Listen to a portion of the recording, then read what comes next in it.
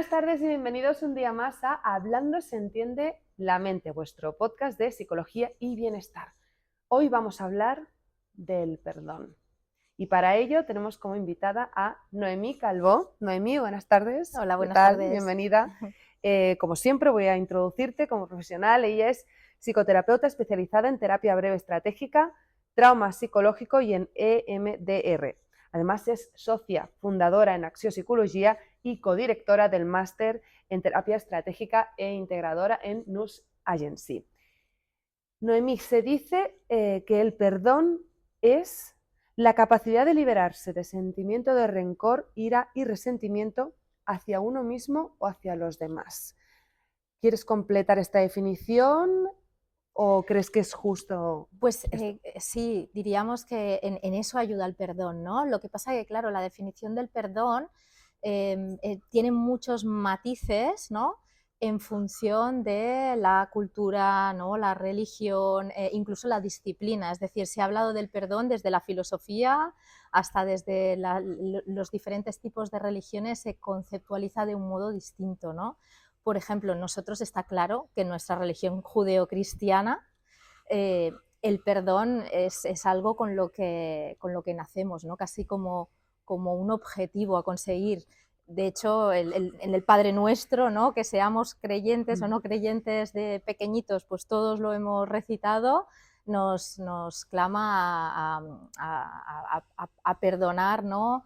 A los demás y a pedir al Señor que nos perdone a nosotros igual que nosotros perdonamos las deudas de los otros.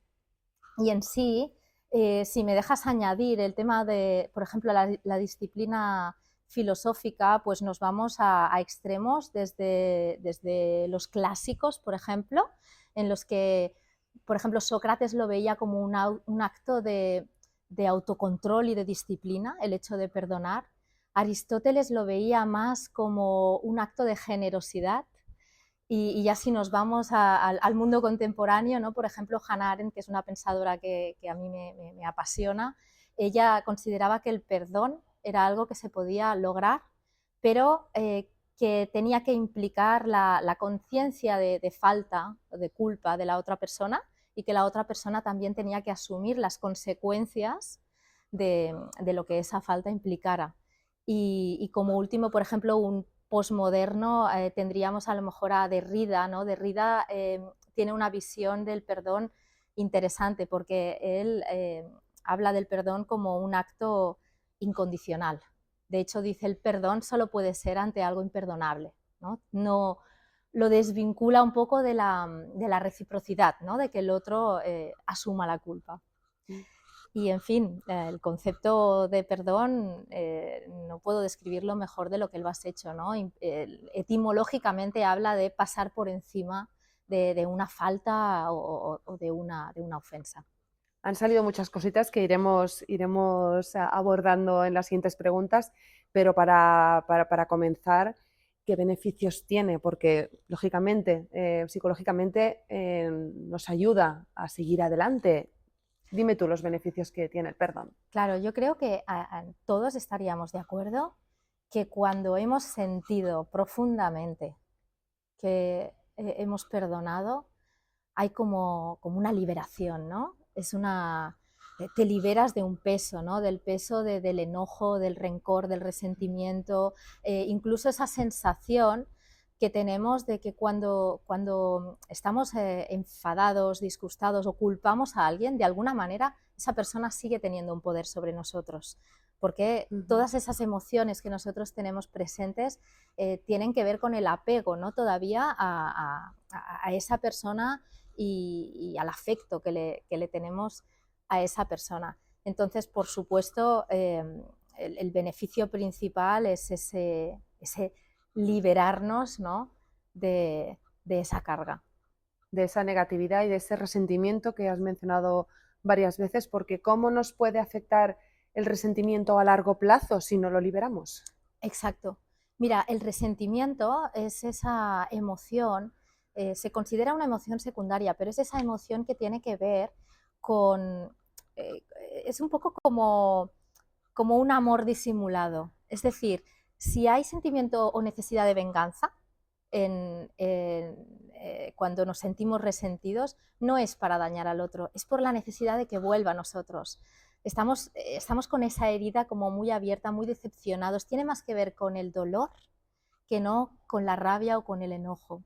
Pero claro, si ese resentimiento queda instalado durante mucho tiempo, entonces es cuando aparece el rencor como tal, ¿no? Que el rencor tiene más que ver con la queja, ¿no? Aquello de quedarnos en bucle, ¿no? Enganchados a lo que me hizo y lo que me hizo y esa persona, ¿no? Entonces ahí sí que el sentimiento de venganza iría más a querer que sufra, ¿no? Por el dolor que me ha causado. Ese resentimiento sí que hay, ese rencor sí que tiene que ver más con el enojo, con la rabia. Y claro, la rabia es una emoción compleja porque tenemos que tener en cuenta que la rabia es una emoción que se tiene que dirigir, nos tiene que ayudar a movilizarnos, ¿no? Como todas las emociones tiene su función y esa función es que tiene que ayudarnos tiene que ser un motor tanto para las acciones que vamos a llevar a cabo, es decir, la rabia nos puede ayudar a tomar distancia de la persona que nos ha herido porque consideramos que en ese momento pues no es funcional, ¿no? Mantenernos cerca, como incluso para empezar a buscar otro trabajo e ir preparando la salida de un trabajo donde hay dinámicas abusivas o salir de un burnout, ¿no? O incluso mejorarnos a nosotros mismos, ¿no? Hay gente que la rabia le lleva a decir, oye, no, voy a aprender esto mejor para que esta persona no tenga poder sobre mí, ¿no? Pero la rabia siempre debe dirigirse en terapia, por ejemplo, decimos que es como un veneno. Es como si yo quisiera que muriera el otro, pero tomara el veneno yo. Me contamina, ¿no? Entonces debe dirigirse. Claro, desde el momento que te está afectando a ti también, pues has de salir de ahí. Lo de perdono pero no olvido, ¿es un perdón a medias? ¿Esto sirve? ¿Esto vale? ¿Esto vale? Sí. ¿Es legal? Exacto. Pues es muy buena pregunta porque es algo que dice mucha gente, ¿no? Perdono pero no olvido. Mira, yo preparando un poco el podcast hice una pregunta en Twitter y pregunté, ¿se puede vivir bien sin perdonar? Y mucha gente decía esto, ¿no? Yo perdono pero no olvido. Y claro, por supuesto, ¿no? Que es viable. Claro, si yo perdono pero posteriormente te estoy dejando en deuda, es decir, una infidelidad, ¿sí? Te perdono, pero luego a cada momento te estoy controlando el móvil, lo que has dicho, lo que has hecho, cómo te has comportado, etcétera, ¿no? Entonces, no, claro, ese es un no olvido que no es funcional.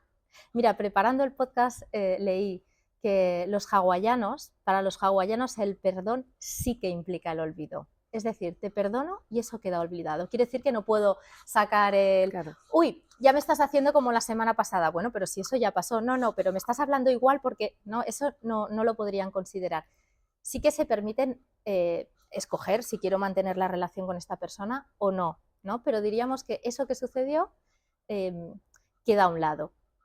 Y en ese sentido, yo te diría que sí, que es legal, sí, y que es funcional incluso, porque el no olvidar tiene una función para nosotros. Y aunque nosotros creamos y sintamos que no estamos olvidando, nuestra mente tiene tendencia a tratar o a evitar un gasto energético que no sea necesario, ¿no?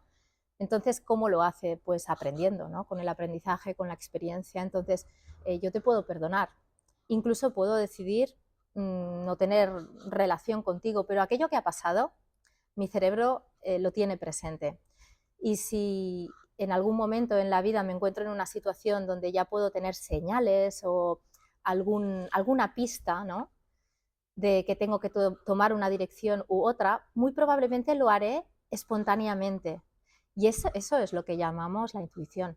Pero la intuición en realidad viene de todos esos aprendizajes que van quedando no olvidados, aunque pensemos que sí, que lo olvidamos fácilmente, ¿no? Y es difícil perdonar a alguien que a lo mejor no lo merece, porque probablemente no todo el mundo merezca el perdón, o alguien que no admite su culpa. Antes comentabas que es un paso necesario también. Yo perdono, pero tú reconoces que te has equivocado. Claro, ahí es donde hablábamos que hay diferentes conceptualizaciones, ¿no?, del perdón. Antes hablábamos de Hannah Arendt, que Ujú. ella consideraba que la persona tenía que asumir, ¿no?, esa culpa, pero la verdad es que perdonar a alguien que no asume la culpa es un tipo de perdón. Es decir, claro, hay muchas situaciones en la vida en las que, mira, hay una frase de Maquiavelo que me gusta mucho que dice, todos somos el malo en la vida de alguien. Mm. Todos somos el malo en la vida de alguien. Y claro, muchas veces estaremos fallando a personas o habremos incluso dañado a alguien, pero que no lo hemos hecho con una voluntad de hacerlo. Entonces, claro, cuando la otra persona se enfada con nosotros es como, bueno, no era mi intención, no te pongas así, ¿no? A nosotros mismos, si lo pensamos, muchas veces nos puede costar asumir una culpa. Entonces, es que la mayoría de veces vamos a tener que perdonar sin que perdonar o sostener el malestar que nos está causando una persona sin que la otra persona asuma su culpa. ¿Y cómo ayudáis desde terapia a ayudar, cómo ayudáis a personas para que aprendan a perdonar? Esto es un trabajo que se ha de ir haciendo psicológicamente y os encontráis que necesitáis ayudar a personas en este sentido. Claro, fíjate, el perdón desde el mundo de la psicoterapia y de la espiritualidad, en realidad, ¿no? De la espiritualidad vinculada tanto a religiones, ¿no?, como a otros ámbitos, ¿no?, de la espiritualidad. Siempre ha tenido muy presente la capacidad de perdonar, el ejercicio de la compasión por el otro, ¿no? Entonces, en psicoterapia puede que te venga alguien que te diga yo necesito perdonar esto, Ujú. pero habitualmente es algo que sale, ¿no? La persona viene con un problema pues porque está muy obsesiva o está deprimida o está con una herida abierta o tiene un postrauma, ¿no? Y te das cuenta que aquel rencor que pensaba que no tenía o aquello que pensaba que había olvidado todavía está latente. Y aquí a menudo, fíjate, nosotros lo que vamos a investigar desde nuestro modelo de intervención es cómo la persona está percibiendo la dificultad o el problema con el que se encuentra y cómo está reaccionando a ese problema. Esto es lo que nos interesa ver. Si esa manera de funcionar le está siendo sana o le está causando más problemas. Y una de las primeras cosas que vemos, por ejemplo, es esta cosa de a veces enfadarse, ¿no? Cuando se dan cuenta que hay algo que todavía les está afectando, sienten que ya no debería afectarles eso, ¿no? Porque yo ya le pedí perdón, o yo ya hice ese ejercicio de decir no, a un lado y me enfoco en otra cosa. Pero claro, no es tan fácil, ¿no? Entonces, un primer paso es esta parte de desbloquear la obligatoriedad de perdonar. O sea, el perdón está absolutamente sobrevalorado. Lo tenemos como objetivo y al final es importante permitirse las emociones que están presentes, saber cómo vehicularlas, cómo sostenerlas y también a lo mejor permitirse no tener que perdonar obligadamente, ¿no? La pregunta, por eso yo me preguntaba, ¿se puede vivir bien sin perdonar? ¿No? ¿Se puede vivir bien sin perdonar? No sé si me explico, ¿eh? Quiero Sí, sí, decir que sí, al final lo totalmente. que vamos a buscar es qué emociones de base están perjudicando a la Exacto. persona y la vamos a acompañar principalmente ahí, a validarlas, a que se las permita, a ver qué acciones pueden ser más interesantes para que ella se sienta lo mejor consigo Sí, misma. porque te iba a preguntar, ¿qué ocurre con quienes perdonan y no se sienten mejor? Por eso de aquí viene que decías, a lo mejor puedes vivir bien sin perdonar, es Claro, que a lo mejor perdonar no te hace sentir mejor, con lo cual, claro, por supuesto. Eh, esa parte es la que hablábamos, ¿no? ujú, Fíjate, es que pensaba, esto sucede mucho en las familias, ¿no? ¿Qué pasa, ¿no? Una situación familiar en la que un niño, una niña, un adolescente tiene que pedir perdón sin ser culpable de nada, ¿no? La pareja de la mamá ha tenido un ataque de rabia, bueno, pues, se ha comportado agresivamente o autoritariamente y la mamá le pide al niño o al adolescente que le pida disculpas porque así van a tener el fin de semana tranquilo, ¿no? Entonces, estas son situaciones muy habituales. ¿no? Que la persona aprende a pedir perdón cuando no toca, ¿no? Entonces, al final vivimos en estas sociedades donde se nos ha enseñado, esto pasa mucho en las dinámicas, familias disfuncionales, donde parece que el pedir perdón implique luego tener una relación. Y a veces tener esa relación es como lo que nos dice, ¿no? Nos decía Jesús de poner la otra mejilla, ¿no? O sea, yo, vale, perdono la situación, pero pongo la otra mejilla para que me sigan dando. Y muchas veces lo que vemos es esa dificultad a veces en familias disfuncionales para que las personas se puedan sentir libres de decir, no, yo no quiero no quiero continuar formando parte de esta dinámica. O sea, puedo llegar a entender que necesitáis funcionar así o que necesitáis comunicaros de esta manera y dejo esto a un lado, perdono, ¿no? O entiendo qué es lo que necesitáis vosotros, pero yo escojo otra dirección en mi vida. Viene a colación de lo que decías de familias, de adolescentes, de niños. Pedimos muy a la ligera a nuestros niños cuando son pequeños, pídele perdón, cuando a lo mejor ni tan siquiera hemos estado presentes en lo que ha sucedido. Absolutamente. Con lo cual desvalorizamos el pedir perdón Sí, porque se hace claro, muy a la ligera. también se nos hace fácil porque a veces el conflicto de los niños no nos viene bien, en este momento tenemos No. prisas y es verdad que yo no sé, pero mis hijos pasan de no querer tener más un hermano, ¿no? De decir, bueno, es que yo no he pedido un hermano, ¿no? Quiero olvidarme de que tengo un hermano y quiero ir a vivir a otra casa que no sea con él, ¿no?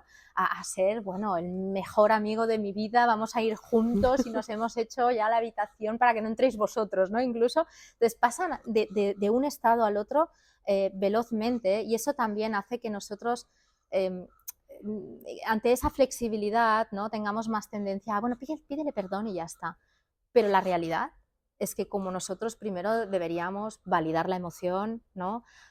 Escuchar ambas partes, no forzar ningún tipo de perdón, porque muchas veces no podremos saber lo que ha ocurrido y a lo mejor acompañarlos a esta cosa de decir, bueno, cada uno de vosotros sabe lo que ha pasado y lo importante es que tengan su espacio y que cada uno tome las decisiones que considere. Si uno considera que no quiere tener más relación con ese niño o con esa persona, porque poder respetar, ¿no? Y si el otro se da cuenta que a lo mejor se tiene que disculpar por algo, pues dar ese tiempo, ¿no? Y no forzar, Noemí, la reconciliación, porque Por puedes supuesto, perdonar porque te ha hecho algo, pero no tienes por qué acabar con un abrazo y siendo amigos. por supuesto. Como los adultos, ¿verdad? No, sí, me refiero a niños y Sí, sí. adultos en la vida en general. Es en Sí, sí. general, todo lo que forzamos está condenado a, a duplicarse, ¿no? Forzamos la felicidad, más infelices, forzamos la alegría, no logro alegrarme, ¿no? Yo el otro día tenía que participar en una obra de teatro y hay un momento que me tengo que reír un montón. Y en los ensayos me salía mucho, pero en la obra me quedé como bloqueada porque estaba como forzando en exceso, ¿no? Entonces, todo aquello que forzamos se nos convierte en el mismo problema, ¿no? Pero multiplicado por dos, ¿no? Y con el tema del perdón es muy claro, o sea, eh, querer olvidar es recordar doblemente, ¿no? Trata de olvidar algo. Nuestra mente es tan contradictoria que a más nos esforzamos en olvidar una cosa, más la recordamos, ¿no? Más la tenemos presente. Hablábamos antes de comenzar a grabar, off the record, como se dice esto en televisión, que pueden existir diferentes tipos de perdones. El que surge de un conflicto entre dos personas o más, y a veces el dolor que se produce por un acontecimiento fortuito, como puede ser un accidente de tráfico provocado por alguien que a lo mejor se ha despistado o iba bebido, o un atentado terrorista en el que la víctima necesita perdonar para seguir adelante con su vida. Claro. Existen diferentes tipos de perdones y algunos son muy, muy, muy complicados, ¿no? Exacto. Sí, en este caso ni tendríamos delante, ¿no? La persona que a lo mejor, pues, por accidente o con voluntad, no sabemos, pues ha llevado a cabo pues ese hecho. Mira, te voy a explicar hay un testimonio que a mí me impactó de manera brutal porque aquí estamos delante de situaciones que a veces son bastante imperdonables, ¿no? O sea, ha pasado algo que no puedo exactamente culpar a alguien, pero a la vez sí, y además o sea, es algo complicado, ¿no?, de llevar a cabo. Aquí esto se puede instalar, por ejemplo, como un postrauma. Entonces ahí habría que trabajar esa parte más del trastorno postraumático, ¿no? Pero sobre todo es lo que decíamos antes, en psicoterapia lo que trabajaríamos es que la persona pueda expresar su ira, la pueda dirigir hacia donde considere, etcétera, etcétera.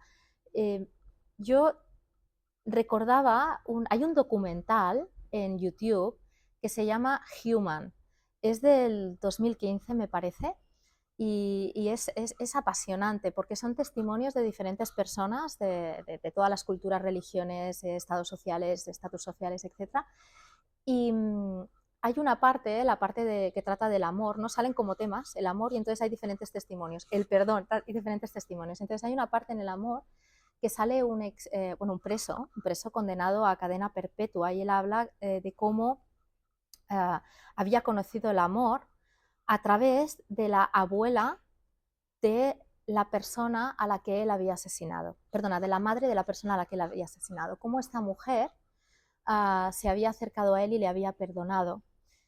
Y de alguna manera a mí aquello me impactó porque pensé, ostras, ¿cómo perdonas al asesino de tu hija y de tu nieto? ¿Cómo no? Esos diferentes tipos de perdón, y es de verdad que si la gente lo puede ver, este documental es brutal, ¿no?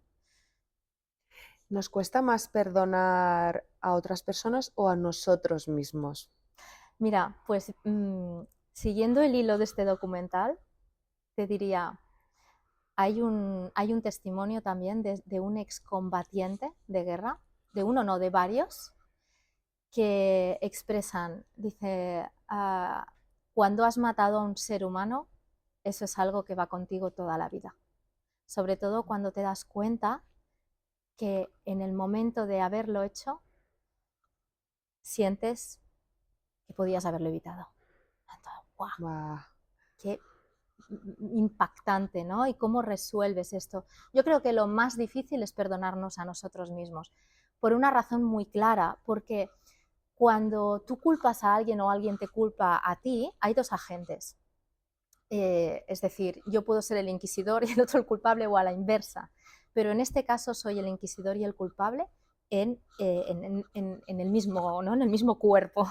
Y claro, eso genera más trabajo, ¿no? Yo creo que la culpa es una emoción difícil de liberar y que trabajamos mucho, mucho en terapia, sobre todo redirigiéndola hacia la responsabilidad, ¿no? Es decir, uno tiene que hacer un ejercicio tanto racional como emocional y espiritual, diría, de verse a sí mismo, a esa parte de sí mismo que actuó de aquella manera o que reaccionó de aquella manera en aquel contexto, en aquel momento, con las posibilidades que tenía y los recursos que tenía en aquel momento, y disculpar aquello, ¿no? Es como, entiendo que en ese momento yo actué de esa manera porque era lo que podía hacer en ese momento. Ahora actuaría de una manera diferente porque tengo más experiencia, más recursos, lo veo distinto, y es realmente ahora cuando me puedo responsabilizar de aquello en lo que sí que tengo pues implicación, ¿no? O puedo tener algún tipo de poder. Pero a lo mejor por haberse equivocado en ese momento y cargando con esa culpabilidad, esa persona cree que merece esa carga el resto de su vida. Y por eso no se puede perdonar a sí mismo, porque dice, Claro, me lo merezco, me lo claro. merezco.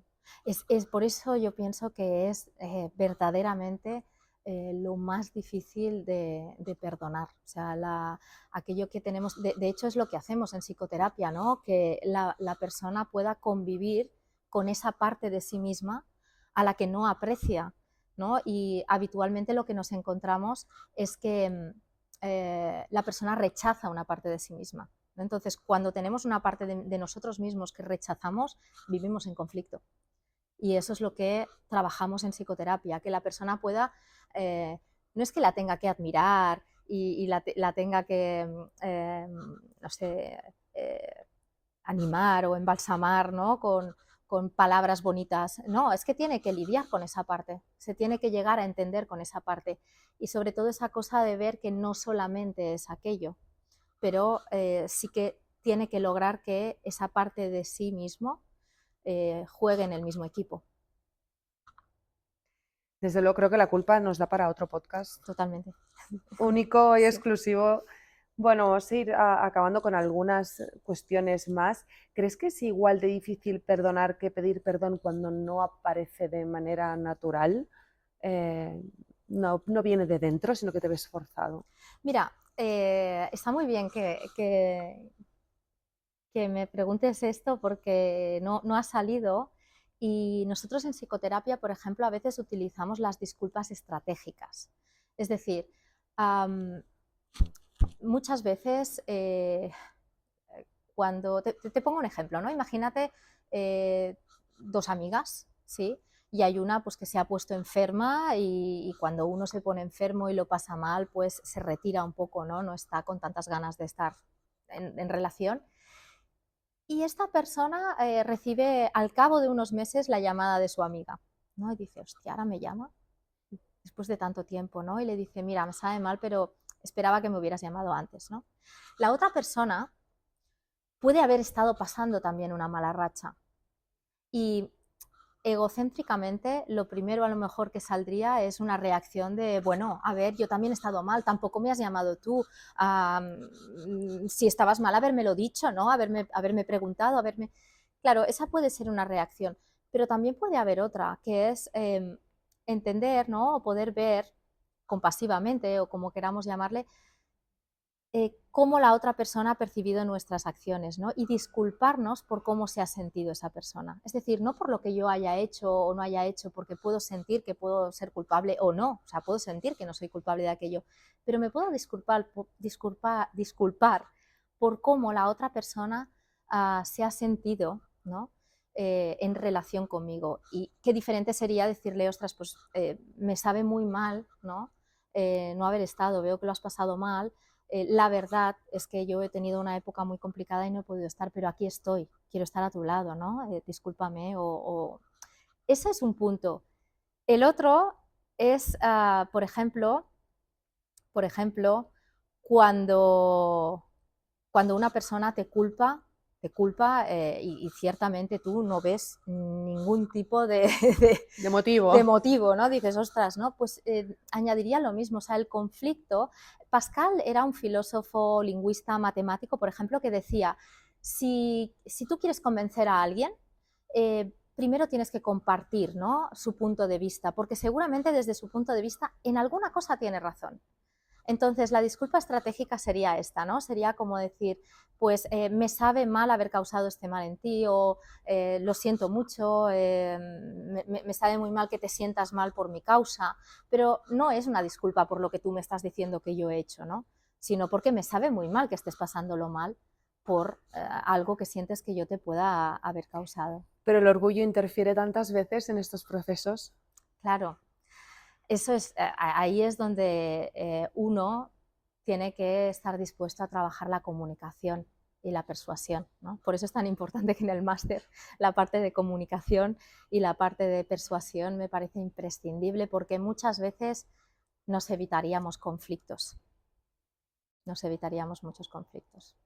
Con lo cual en este máster vais a enseñar mucho de esto también y mucho para ayudar a futuros profesionales a ayudar a su vez a pacientes a los que les cueste perdonar, porque es un ejercicio absolutamente, Exacto. ¿verdad? Sí, y aquí, ¿no? Terminando con esta parte, ¿no? De cómo ayudamos, hay que tener en cuenta, por ejemplo, en el perdón, como en muchas otras problemáticas, aparecen todas las emociones. Y claro, no es lo mismo trabajar con el miedo que con el dolor, que con la rabia. La rabia, por ejemplo, la tenemos que dirigir, como decíamos antes.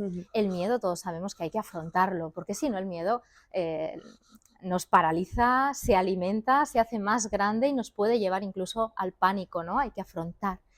Y, y el dolor, sin embargo, el dolor hay que atravesarlo, hay que pasar por el medio. Entonces, claro, hay varias técnicas, ¿no? Para poder procesar todas estas emociones, digerirlas, sostenerlas y a veces acompañar a la persona a que sencillamente hay situaciones que hay que aceptar porque no tienen solución, no tienen ese aterrizaje, ¿no?, al que queremos llegar todos de tener la solución perfecta, ¿no? Pues con eso nos quedamos, Noemí, de verdad, hemos aprendido muchísimo. ¿Cuántas lecciones que nos dais en Hablando se entiende la mente, de verdad? Muchísimas gracias. A ti, Mónica. Y me anoto hablar un día de la culpa La culpa, perfecto. y de muchos otros temas que tenemos pendientes. Muchas gracias y hasta la próxima. A vosotros. Gracias.